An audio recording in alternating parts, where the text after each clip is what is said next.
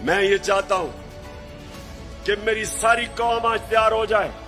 जिस जद्दोजहद के लिए मैं आज आपको निकालने आया हूं, क्योंकि ये आपके मुस्तकबिल का मसला है। इमरान खान का तो अल्लाह सब दे चुका है, वो तो उसका बार बार शुक्र अदा करता है कि जाती तौर पे तो अल्लाह ने बड़े करम किए मेरे पे। लेकिन मुझे आपकी फिक्र है पाकिस्तानियों, जो आज मुल्क से हो रहा है, मुझे आपकी फिक्र है।